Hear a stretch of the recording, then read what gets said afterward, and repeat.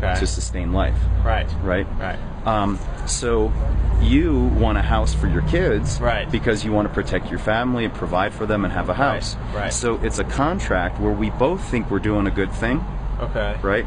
So if I loan out $100,000 to 10 people at 1% interest each, that means among them there's $1 million in that society. Right. 100,000 times 10 is $1 million. And even at 1% interest, I'm a nice banker, right? Okay, right. That means each one of you will have to pay back $101,000. Okay. All right, so collectively you owe $1,010,000. Okay. The problem is, as a group, you only have $1 million. How do you guys all pay your debt off if that group only has $1 million? You can't. It's a mathematic fraud. Interest in the Bible, there's numerous. Which chapter? What parts of the Bible? Deuteronomy. Okay, what does it talk about? I'm not like a Bible kind of guy. Okay, I'm just saying that prophets across various religions, like for instance, the Bible and the Islam and Christianity both forbid it. In Judaism, what do they forbid? Usury or interest or riba. They all mean the same thing. Riba. So you're saying interest is bad and forbid in the Bible?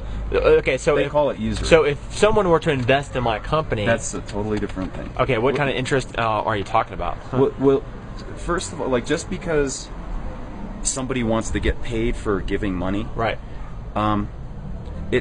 that doesn't give you permission to victimize other people. Yeah. So in that expression, what will happen is 9 people can pay their debts, but it's mathematically impossible for that 10th person to pay their debt. No matter how hard they worked, no matter how honest they were, you can't pay $1,010,000 if there's only $1 million in your society. Okay, so what are you trying to do? Create a monetary system and lending system that doesn't rely upon interest. Well, so everybody gains. Yeah. Is that your goal? You create abundance. I mean, right. Yes, you want to create it. You don't want to create people that get in debt and 9 people gain, one person loses. Well, I get what you're saying. Yeah. Okay. So I mean, just like the government victimizes people by withholding millions and billions of dollars and other resources that that are keeping access from us. Yeah, we don't want victims. Right. The institutionalized victimization of people. Right. So it's just like a good analogy is, you know what a Ponzi is? I've heard about it. Okay. Heard about it. A Ponzi is where, let's say I started a Ponzi and I said, hey, 8 people that I just met. Right. Say, hey, each of you give me $100 a piece. All right. All right. I get $800. And I said, the reason why you're going to give me $800 or $100 each is that as you progress through this pyramid scheme, once you're 2 or 3 levels up, you're going to get $800 in exchange for that $100 that you paid. That's a scam. All right. Well, the reason why it's a scam is you eventually run out of more people to recruit. Right. It's a mathematic fraud. It's a mathematic fraud. Interest is also a mathematic fraud. Depending on not depending on interest on a house. Period. Interest on interest on anything. A fraud for who? It's a mathematic fraud. The lender? The borrower. The borrower. It's impossible for all of the borrowers to pay back. Some of them can pay. But what if I have a company, and what if I want to borrow $350,000 and I give back that in 2 years of time with a 25% interest? Okay. What if I pay back the money and the interest? Then it's not impossible. I'm not saying it's impossible for some people. Okay. I'm saying it's impossible for all of the people. So how would that be impossible for me? Well, just like in the Ponzi. Just in the Ponzi, some people get the $800. But some don't. Most of them won't. But for my case, I'm borrowing this kind of money, and say I become successful, what would be... If there's 10 people that do the exact same thing as you is, like you know how earnest you are and say, I'm honest, I'm going to make it happen, I'm going to make it happen. Right. It's mathematically impossible for all of you to make it happen. Absolutely right, because not everybody has the wisdom. And No. Now you're making it about the intent and the goodwill and the power of the borrower. How about the business plan? No, it has no. What does that have to do with? The availability of the money. How do you pay back $1,010,000 if there's only $1 million existing? But you create a business, you create a plan. Your business doesn't create money. But you have to earn the money. My product has money. No, it doesn't. It has to exist. The money has to exist. But if I open up 4 shops, that's good. The money has to exist. And you don't invent money. You have to earn the money. Right. And I borrowed $325,000, and I open up 4 shops, and they sell, say, $500,000. You're making this an elaborate question. It's not so elaborate. Ultimately, the money does not exist. One cannot pay what does not exist. Oh, I hear you. If only $1 million exists, you can't pay $1,010,000. No matter how good your business plan is, no matter how blessed you are or whatever. What if I invest that $1 million into something that could prosper $1,000,000? All of that money was created as a debt also. Every dollar in the United States was created as a debt with interest. Okay. So if you create a dollar, you owe $1 with interest. Right. So how do you pay the dollar with interest? Oh, you have to create another dollar. Yeah, right. Well, now it's $1 plus 2 times the interest. Right. It's hard. It's hard. Not hard. It's impossible. There's a difference between hard and impossible. Okay. It's impossible. How did you figure this out? It's just math. That's okay. This is why Jesus was calling them thieves. Oh, okay, I got you. Because it's impossible. It's called theft through color of law. Because if 10 people get loans, right, one of them will absolutely mathematically, no matter what he does, no matter how qualified he does, there's only $1 million that exists. So you can't pay as a society $1,010,000. What if I bought? The money has to exist. What if I took out $100,000, bought a piece of property with that, and sold it for $250,000? Okay, where'd the $250,000 come from? The property. The $250,000 had to exist, and all of that $250,000 was created as a debt with interest. Coming from the buyer. Doesn't matter where it came from. Ultimately, it's a game of musical chairs.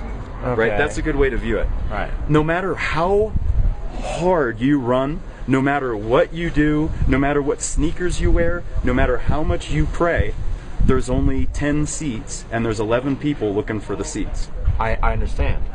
So what's your point? The point is we need to end that system because it's enslaving the planet. Okay, absolutely. Because there's only so many people with $10 million, and there's only so many people with $100,000. Is that what you're saying? No, I'm saying it's a systemized. The money has to be there. You're saying the money has to be there. It has to exist. Right. No, I can't put $100,000 into a property, and then if nobody buys it, they don't have the money to buy it, then it doesn't. That's confusing to me. Ultimately, like, whether you buy something or not buy, like keep it really simple. Right. You don't have to buy anything. Okay. All right. Every dollar, it says Federal Reserve note. A note is a promissory note, which is a loan. Yep. Like you have a promissory note to buy a house. Right. That's a mortgage. Right. You're promising to pay. Right. All right. Well, they give you a loan for $100,000. Right. But you have to pay back $250,000. Right. The $150,000 in interest was never created. Right. Oh, I understand what you're saying. So what do you do to alleviate that? Yes. Number one, you create, like, if you want $100,000, I create $105,000. Smart. Right? Smart. And then because you levitate on that. Well, hold on. You create $105,000. Right. The $5,000 goes to pay the modern banking system. Okay. All right. You pay back $105. So the difference is you created $105, and the debt is $105. So it's sustainable. Under the existing system, you create $100,000, but you pay back $250,000. So the debt literally impossible. Exactly. I got what you're saying. Yeah. Yeah, you make totally sense. Yeah. How did you figure all this out? Just like you have your unique perspective, with that thing that you focus on. Right. This is what I focused on. Okay. All right. Because it's the most fundamental. That's why Jesus called them thieves. Yeah. Because we call them thieves for other reasons. They were stealing, just not money. They were stealing from God, and when you steal from God, it's the ultimate sin. Well, I mean, specifically, it's very tangible in this system. How, if a banker loans out 10 loans at $100,000 a piece, no matter what happens, he's going to get one of those houses back. Absolutely right. No matter how qualified those borrowers. It's a mathematical equation. And a mathematical equation works. based on math, not based on faith. How much you pray, how much you're willing to do, how much interest you, how much skill you have. It's a mathematical equation, and because God created money, okay? God created money. He created the system of money. So, I mean, all money comes from God. Like technically, God's created, the man to create this. Well, man created money. Man Ultimately created money, but technically, it's just like governments in a way. Right. All money is an energy transformation transfer system. Right. So it's a way that I can transfer my commercial energy to somebody else. Right. And it just facilitates trades. Right. And when it's done morally, meaning without usury, the way we're doing it, we just give it away. Right. And the other system's created as a debt with interest. Right. A debt with interest is a debt. Well, it's unsustainable. You always have this much debt and this much money. That's why people lose when they go to finance things and they go to do all these things of buying a house and they don't have the money to buy the house. And they go, well, I'll get it eventually, and they don't. It ends up getting taken away and get foreclosed on, or it's like if you don't have a job, you want to go finance a car for $10,000. You go, I'll get a job. It's okay. You're taking a risk. Yeah. Well, ultimately, if everybody had the best job, if there's 10 people that had the best job in the world, it would be impossible for all 10 of them to pay their debt. Absolutely. So what it is, it's this contract where both people who believe they're doing a benevolent thing, the borrower and the lender, through this system, they both think they're doing a good thing, but it ends up creating victims with mathematic certainty. Right. So you want to take over the victims. No, we want to eliminate the system, the system which victimizes people. What system do you have? Well, number one, we give money away. Okay. All right. In Ithaca, they loan money with no interest at all. Right. That way, you're not creating chance. The victim system. Right. You're creating where everybody can possibly gain, and you're creating more money to go around. Yeah, we're creating a game of musical chairs where there's 12 chairs and there's 12 people. Okay. If there's 13 people, then we're going to have 13 chairs. If there's 15 people, there's 15 chairs.